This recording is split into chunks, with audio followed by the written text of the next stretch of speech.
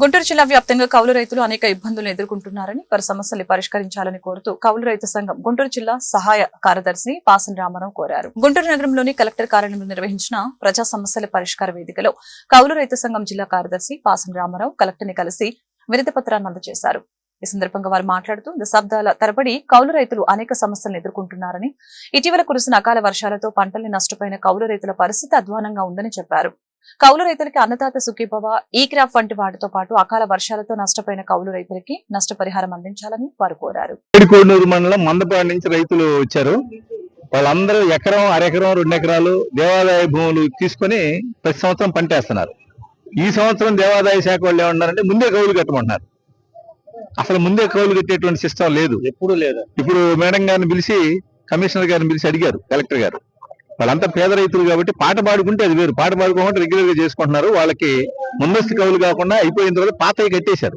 కొత్తవి వెంటనే వాళ్ళకి భూములు కౌలు చేసుకోవడానికి అవకాశం ఇవ్వాలని, గుర్తింపు కార్డులు ఇవ్వాలని ఒకటి. రెండోది, జిల్లా వ్యాప్తంగా ఒక సమస్య ఉంది. 100% భూమిని కౌలు రైతులు సాగు చేస్తున్నారు. 170% భూమిని కౌలు రైతులు సాగు చేస్తుంటే వాళ్ళకి అన్నదాత సుఖీభవన్ అనేది వర్తించదు. ఆ 20,000 రూపాయలు వీళ్ళకి ఎవరికి ఇస్తారు? యజమానికి ఇస్తారు. మేము కోరేది ఏంటంటే అన్నదాత సుఖీభావ కూడా కౌలు రైతులకు వర్తింపు చేయాలి. కౌలు రైతులందరికీ యజమాని సంతకంతో నిమిత్తం లేకుండా గుర్తింపు కార్డులు ఇవ్వాలి. మన జిల్లాలో 70,000 ఎకరాల ఉరి పంట నష్టం జరిగింది. అయినా రిపోర్ట్లో ఇచ్చాం. ఆ ఉరి పంట నష్టం జరిగితే రెండు సార్లు పంట వేశారు. ఒకసారి ఎదబెట్టారు, పోయింది. రెండోసారి ఎదబెట్టారు, అది కూడా పనికి రాకుండా పోతుంది. ఎకరానికి 10,000 రూపాయలు ఖర్చు పెట్టారు. దానికి నష్టపరిహారం ఇవ్వాలనేటువంటిది ఒకటి. మొన్న గుంటూరు ఛానల్, కొండవీటి బాగు, ఈ రెండు వాళ్ళు కట్టలను పటిష్టం చేయకపోగా మన వర్షం పడితే మళ్ళీ కట్టలన్నీ దిగి వాళ్ళ మీద పొలాల మీద పడ్డాయి. కాబట్టి ఆ తూటికాడ గుర్రపు డెక్క తీయటం, అదేవిధంగా దానికి తగ్గట్టుగా రిపేర్లు చేయటం, కాలువలను పటిష్టీకరణ చేస్తే ఉపయోగకరంగా ఉండదు. అటకన్నా పైపైన ఏదో చేసుకుంటే పోతే దానివల్ల ఉపయోగం ఉండదు. ఈ సమస్యలు పరిష్కరించాలని ఈ రోజు కలెక్టర్ గారికి మెమోరాండం ఇచ్చాం. బాగా ఈ సంవత్సరం కొండవీటి వాగు, అదేవిధంగా గుంటూరు ఛానల్, ఈ రెండింటి వల్ల గుంటూరు ఛానల్ కి అక్కడి నుంచి మంగళగిరి కానీ 8 చోట్ల గళ్ళు పడ్డాయి. గతంలో గళ్ళు పడ్డాయి, వాటిని పోర్చలేదు, మళ్ళీ గళ్ళు పడ్డాయి. ఒకే రోజు పెద్ద ఎత్తున వర్షం వచ్చింది కాబట్టి గళ్ళు పడ్డాయి.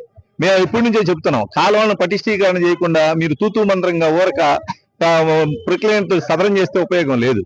అందుకని కాలువలను పటిష్టీకరణ చేయాలి, వాటిని వెడల్పు చేయాలి, దాంట్లో ఉన్నటువంటి తూటికాడ గుర్రపు డెక్క తీయాలి, రిపేర్లు చేయాలి. రిపేర్లు చేయకపోతే ప్రయోజనం లేదు. ప్రభుత్వం మాటలు చెబుతుంది కానీ ఏం పరిష్కారం చేయట్లేదు. ఈ సంవత్సరం మీరు కనుక చూసుకునే పని అయితే మన గుంటూరు జిల్లాలోనే 70,000 ఎకరాల ఉరి పంట దెబ్బతింది. మన గుంటూరు జిల్లాలోనే, ఉమ్మడి గుంటూరు జిల్లాలో, మన గుంటూరు జిల్లాలోనే దెబ్బతింది. 70,000 ఎకరాల పంట దెబ్బతింది. తెనాలంతా ఒరే కదా, ఆ పంట దెబ్బతింది.